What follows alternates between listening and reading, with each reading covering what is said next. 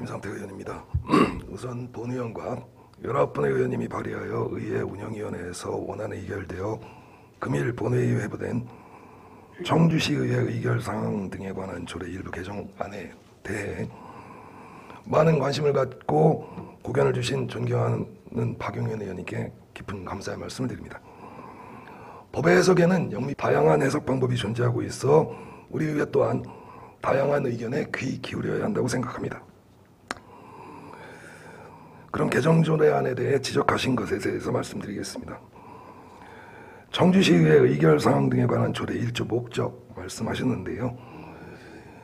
의결사항 등에 관한 조례 1조 목적은 39조 지방자치법 39조 1항에서 규정한 것과 기타 상위 법령에서 규정하지 않은 것을 의결한다고 되어 있습니다. 제가 만일 지방채 발행이라는 개정안을 제출했다면 의원님이 지적하신 것이 100% 맞습니다. 그러나 저는 청주시의 의결상으로 지방채 발행이 아닌 지방채 발행 동의안을 추가하는 개정안을 제출했습니다. 동의와 동의안은 엄청난 법률 차이가 있다는 것을 다시 한번 말씀드리겠습니다. 동의안은 시행하려는 일에 사전에 합의체의 인정을 구하는 안건입니다. 법령이나 조례에서 명확하게 규정한 사항은 반드시 무슨 동의안이라는 제명으로 제출을 해야 됩니다. 또한 말씀하신 의결은 합의체가 그 의사를 결정하는 행위 또는 결론인데요.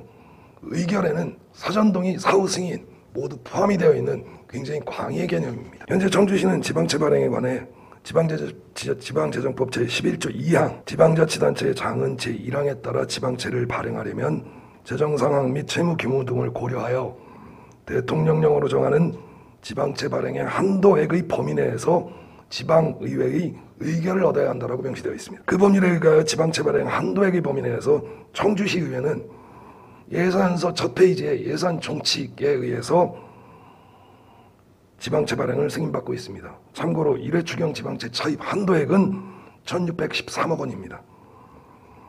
또한 지방채 발행은 지방자치법 124조 제1항 지방자치단체의 장이나 지방자치단체 조합은 따로 법률이 정하는 바에 의해 지방채를 발행할 수 있다를 근거로 하고 있고, 이는 예산서 중간 말미에 이번 추경에는 한 페이지입니다. 한 페이지로 돼서 편성되어 의결하고 있습니다. 참고로 1회 추경에서 의결된 지방채는 5건에 215억 원입니다. 지방채 발행에 관한 상위법령은 지방자치법과 지방재정법에 근거하고 있습니다. 이렇듯 상위법령에서는 지방채 발행에 근거만 적시했을 뿐 지방채 발행 과정에 지방의회의 역할에 대해서는 찾아볼 수 없습니다. 과도한 지방채 위기로 파산 위기에까지 처했었던 성남시, 용인시 사례를 반면교사 삼아야 합니다. 지방채 발행에 대해 우리 시는 예산안 심의 때 예산 총칙의 지방채 발행 한도액과 지방채 발행 조서로서 의결받고 지방채 발행을 하고 있습니다. 꼼꼼하게 예산서를 살피지 않으면 알 수 없는 구조입니다. 청주시의 지방채가 얼마인지, 언제 어떤 사업을 하기에 지방채를 발행하는지 우리는 살필 의무가 있습니다. 지방의회의 의결에 대해 지방자치법 제39조 제2항에 의거 지방자치단체에서 조례로 정하는 바에 따라 지방의회에서 의결되어야 할 사항을 따로 정할 수 있도록 단체 임상으로 규정하고 있습니다. 그러기에 지방채 발행 동의안을 조례로 정할 수 있는 것입니다. 저는 지방채 발행 전에 의회에 지방채 발행 사전 승인을 구하는 동의안을 의회의 의결을 받아야 한다고 보았기에 본 개정조례안을 발의한 것입니다. 2014년도에 지방재정법 제18조 출자 출연의 제한이 개정되었습니다. 연유는 이렇습니다. 출자 출연의 제한 18조 1항이 법령에 의해서 출자 출연을 하고 있었습니다. 2항이 조례에 의해서 할 수 있었습니다.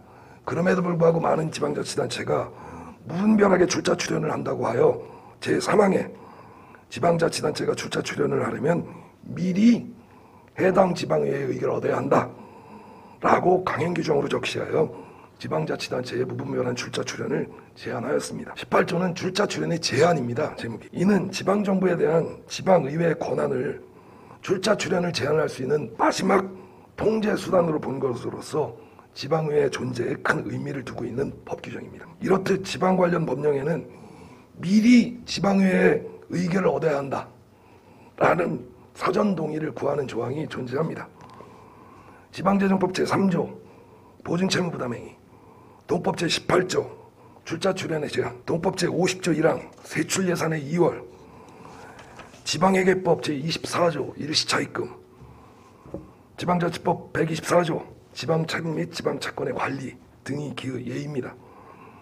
이는 모두 지방재정에 중요한 영향을 미치는 것이기 때문에 미리라는 단어를 두어 사전에 지방의회의 동의를 얻게 한 규정입니다. 지방채 관련 상위법령에 미리라는 규정이 있듯이 지방채 발행 등의 규정이 상위법령에 존재했다면 제가 발의한 조례는 청주시 의회 의결사항에 관한 조례 제1조 목적에 맞지 않기에 박용현 의원님의 주장이 맞습니다만, 상위법령에는 지방채 발행에 대한 의결로서 하는 근거만 있을 뿐 지방채 발행 절차를 적시한 조항은 없기에 의회 의결사항에 지방채 발행 동의안을 추가한 조례안은 적법합니다.